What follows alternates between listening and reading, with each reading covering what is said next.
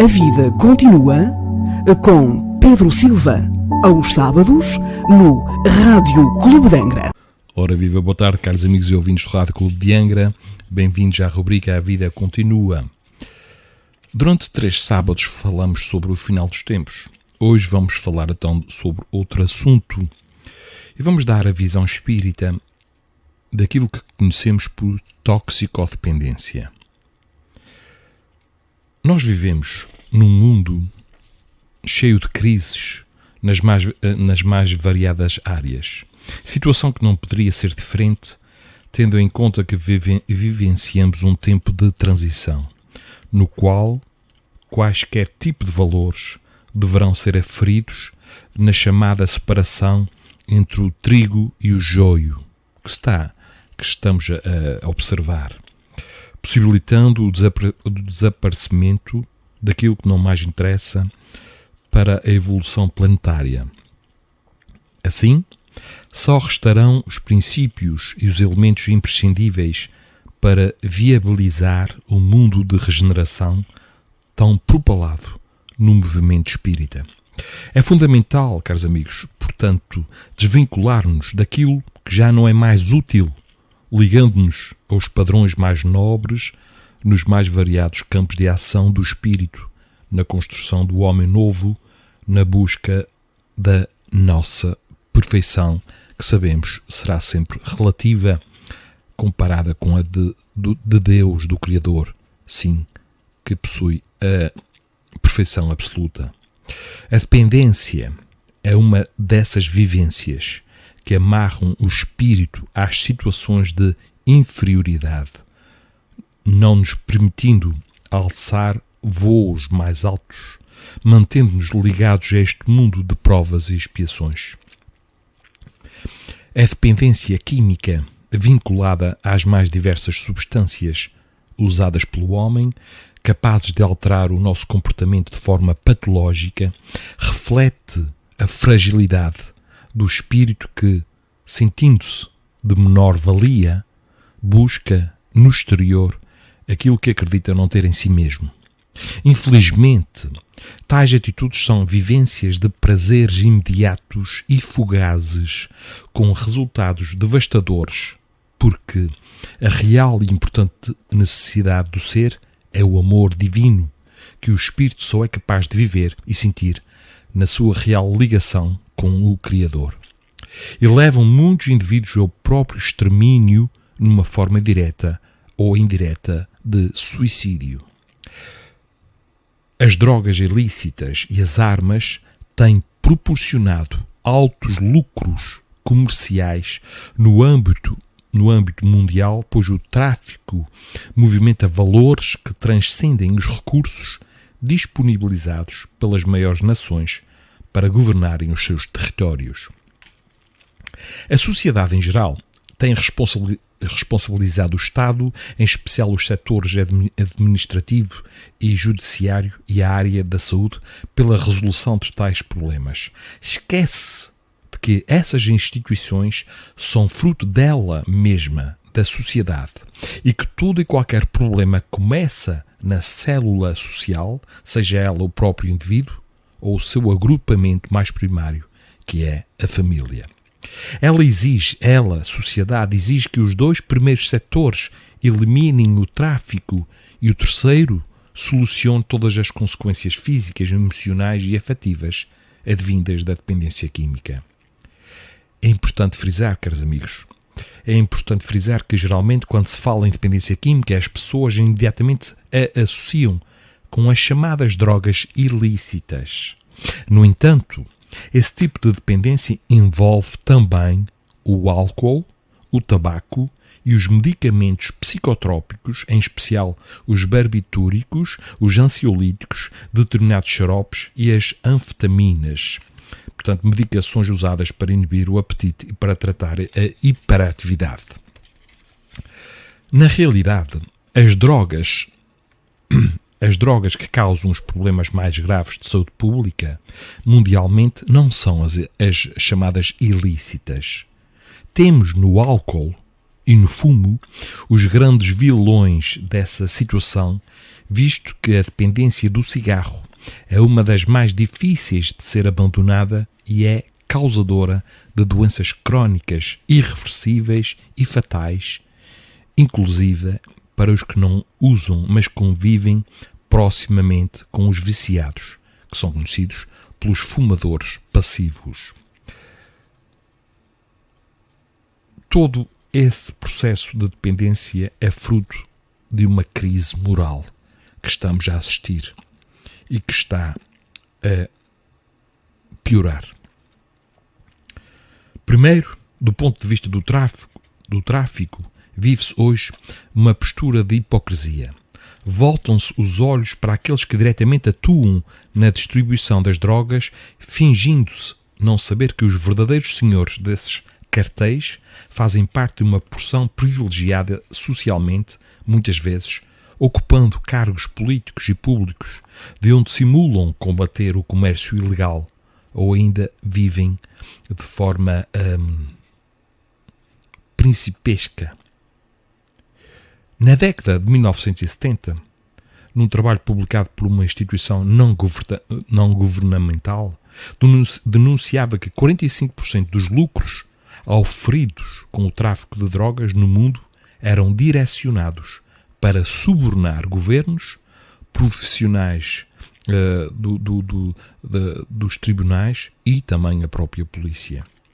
No caso das drogas chamadas lícitas, em especial o fumo e o álcool, os tributos pagos pelos fabricantes e pelos que as comercializam ultrapassam em 2/3 o valor final do produto ao consumidor e são importante fonte de renda para os governos. Ambos os valores andam na casa dos bilhões de dólares em todo o mundo, ultrapassando o produto interno bruto, o PIB, da maioria dos países. É querer acreditar muito que essa casta de pessoas que vivem desse tipo de comércio abrirá mão por si mesma dos imensos ganhos que a sustenta. Se a sociedade não se organizar e atuar nos pontos reais dessa situação, vai-se continuar na mesma condição até que haja uma intervenção do mundo superior, certamente de consequências mais profundas. Do ponto de vista da patologia, a visão social é ainda paliativa e, geralmente, os indivíduos só se lembram dos verdadeiros e reais cuidados quando a própria pessoa ou algum ente querido já se encontra em situação de dependência, fase na qual os resultados dos tratamentos são bastante pobres. Nesse sentido, caros amigos e ouvintes, costuma-se pensar que o afastamento do dependente do objeto ao qual está viciado é o suficiente para curar a dependência. Mas o que se vê, infelizmente, é o contrário. O primeiro contato, em especial com as drogas lícitas, é feito em casa e direcionado pelos genitores, que mantêm, apesar do surgimento da patologia no lar, essas substâncias no ambiente familiar. Muito embora os estudiosos sérios do tema saibam que a problemática não é o objeto, mas a condição psicológica do dependente, a abordagem de forma geral está vinculada à substância ou situação viciante, negligenciando-se, na maioria das vezes, o aspecto individual e as condições e posturas psicológicas e éticas do viciado. Dentro dessa abordagem, desconhece-se ou se esquece de que a condição viciosa é íntima e antecede ao vício. Na verdade, muitos estudos já caminham para o campo da conclusão da existência de fatores genéticos, os quais, se sabe pelos estudos da doutrina espírita, são frutos das ações pretéritas da criatura em vidas passadas. A Organização Mundial de Saúde traz, no conceito de saúde, as dimensões física, psíquica e social. Acrescentamos a elas a dimensão espiritual, lembrando que, na perspectiva espírita, temos a essência espiritual, ou o espírito propriamente dito, e o seu corpo espiritual, denominado pelo codificador da doutrina, Allan Kardec, denominado por perispírito, que serve de molde para o corpo físico. Já Paulo de Tarso se referia a este corpo, falando do corpo espiritual. A viciação é uma doença espiritual, como descrito anteriormente, e é fruto da insegurança do ser. Um posicionamento anómalo da criatura na sua caminhada, durante a qual o desejo de transcendência sai do lugar verdadeiro, que é a sua realidade íntima no encontro com o seu Criador, e se encaminha para objetos ou situações externas, as quais se caracterizam pela possibilidade de um prazer fugaz e imediato, mas sem condições de levá-lo ao crescimento necessário. Prazer este incapaz de alimentar o espírito de forma adequada, pois o nosso verdadeiro alimento é o amor divino. É só, caros amigos e ouvintes, é só no encontro com Deus, por meio da vivência integral das suas leis, que alcançamos o prazer maior, o êxtase dos místicos que nos promove até a conquista da felicidade. A dependência química é uma condição patológica caracterizada por uma necessidade incoercível da pessoa de utilizar a substância pela qual se viciou, com aumento progressivo da quantidade, para obter o mesmo efeito que sentia anteriormente. Ou seja, estamos aqui a falar do aspecto da tolerância que vamos tendo. Com a perda paulatina da capacidade laborativa e relacional, devido à necessidade de viver em função do uso da droga, com um compromisso orgânico que pode chegar ao óbito. Vamos usando cada vez mais quantidade e o corpo irá falecer. Assim, a dependência química leva a um compromisso do ser nas suas mais diferentes dimensões. Tem como origem esse sentimento de insegurança, que já falamos, de insegurança íntima, a partir do afastamento da criatura das leis divinas, levando a alterações nas diversas estruturas comandadas pela sua essência espiritual.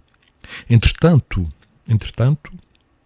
o abuso dessas substâncias que adoece a dimensão física de forma particular, conforme a droga, agride e compromete o espírito nas suas emoções, nas suas relações interpessoais e nos seus componentes energéticos pertencentes ao corpo espiritual. As ações danosas dessas substâncias lesam os órgãos físicos, reduzem a capacidade de funcionamento do organismo, tiram a sua vitalidade, dirigindo-se para patologias graves ou morte. Esse ato é entendido pelas leis maiores como uma forma de suicídio que leva o indivíduo a assumir uma responsabilidade de reorganização e reparação dolorosa por um tempo que só a consciência pessoal é capaz de determinar. São os infernos, caros amigos e ouvintes, são os infernos que nós próprios criamos. Pela perda da capacidade de controle e a necessidade constante do uso, o dependente passa a viver focado na aquisição da droga.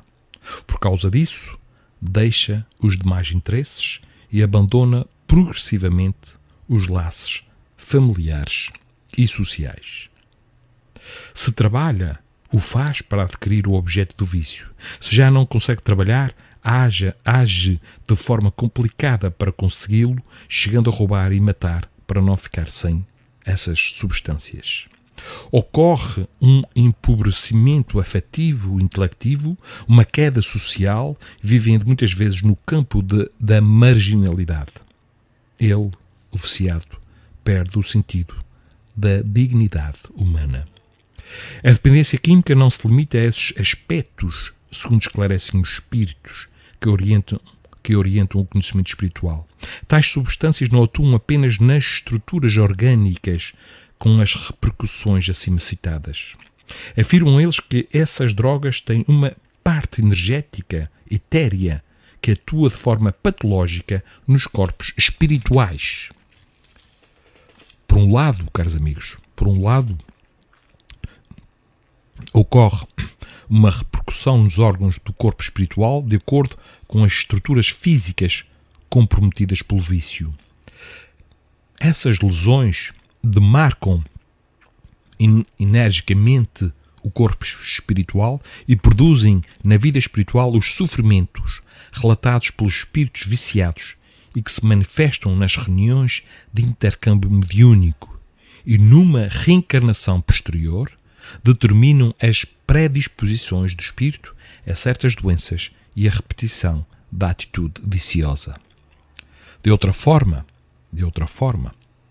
o abuso dessas substâncias pode destruir as barreiras energéticas que mantêm as lembranças de vivências pretéritas, desligadas da memória do corpo físico ou que impedem a percepção do mundo espiritual, colocando a criatura numa condição de patologia mental em que surgem alucinações e delírios conforme a visão da psicopatologia, constituindo-se nas psicoses causadas por essas substâncias. Esse processo é uma emissão de pensamentos e emoções adoecidas que são, na verdade, ondas de pensamentos conturbadas, as quais atraem outras criaturas no corpo físico ou no plano espiritual que estão na mesma sintonia, produzindo os processos obsessivos. A situação obsessiva pode ocorrer por afinidade, quando os espíritos que se vinculam o fazem por ter interesses semelhantes, ou por vingança, quando o dependente tem uma história anterior de agressão àquelas entidades que se juntam a ele no sofrimento, acreditando fazerem justiça em ressarcimento pelo passado criminoso. Diante de tudo isso, caros amigos, fica clara a necessidade do tratamento integral do ser, no que se refere à dependência química, de modo a reduzir os danos nos mais diversos níveis de manifestação do espírito.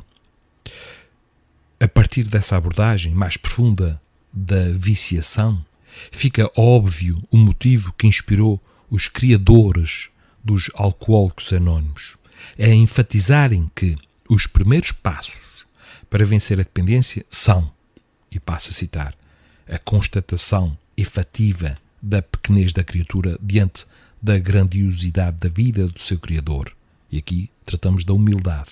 E também a necessidade do reconhecimento de um ser superior, que é Deus, fonte única da força imprescindível para a nossa transformação. Sem se prender às terapêuticas utilizadas pelas diversas especialidades que atuam no campo da dependência química, cujo conhecimento é tão divulgado pelos mídia, enfatizamos a terapêutica espírita, que tem a sua base maior na reforma íntima, através do Evangelho, da terapia do Evangelho e da terapia do autoconhecimento. Nesse campo, a doutrina espírita ainda oferece as terapias energéticas e de fonte mediúnica como instrumento da redução dos danos causados pela dependência, agindo naquelas estruturas ainda desconhecidas pela ciência oficial. Concluindo, caros amigos e ouvintes, afirmamos que só o amor é verdadeiramente o remédio que nos leva à condição de saúde real ou felicidade. E ele, o amor, só é vivido na sua plenitude, na relação com o próximo e na relação com Deus. Infelizmente, o que assistimos é um apego, é uma fuga em direção ao materialismo, fugindo de nós mesmos, da nossa essência espiritual, fugindo do Criador, da espiritualidade. Que paremos um pouco para pensar sobre tudo isto. Os prazeres imediatos que se obtêm sem esforço são extremamente perigosos.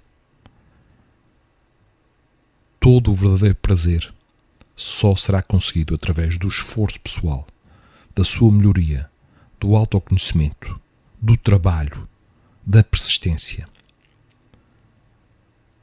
Tracemos objetivos a médio e longo prazo e trabalhemos para concretizar esses objetivos e que todos eles passem por uma melhoria pessoal e por uma melhoria da sociedade na qual estamos inseridos. Caros amigos e ouvintes, vamos ficar com esta mensagem do livro Vida Feliz, que hoje diz o seguinte, ditado por Joana de Ângeles: há um sol brilhando dentro de ti. É a presença do Cristo no teu coração. Não lhe empanes a claridade com as nuvens do mau humor, da revolta, da insatisfação. A luz que vem do exterior clareia, mas projeta sombra quando enfrenta qualquer obstáculo. O teu sol interior jamais provoca trevas, porque ilumina de dentro para fora, em jorros abundantes. Usando o combustível do amor, tua luz se fará sempre mais poderosa, irradiando-se abençoada em todas as direções. Permite, pois, que brilhe a tua luz em toda a parte. E ficamos hoje por aqui, caros amigos ouvintes do Rádio Clube de Angra, da rubrica A Vida Continua. Meditemos sobre isto. E pensemos seriamente naquilo que andamos a fazer, naquilo que andamos a semear. Pois todos, pela força da lei de causa e efeito, iremos colher tudo aquilo que nós semearmos. Se a semente for boa, tanto melhor. Se não for, a responsabilidade será chamada à nossa consciência. Façamos o melhor que estiver ao nosso alcance. Pensemos mais no outro e não em nós mesmos. E façamos ao outro aquilo que gostaríamos que nos fizessem. E que tenhamos a coragem de dar o primeiro passo em direção à nossa própria felicidade. Uma felicidade baseada, alicerçada em valores, em conhecimentos, em virtudes. Não aquela tal felicidade que as drogas ilusoriamente nos trazem. Marcamos encontro para o próximo sábado. Até lá, fiquem com um grande abraço do Pedro Silva e bem-ajam. A vida continua com Pedro Silva, aos sábados, no Rádio Clube de Angra.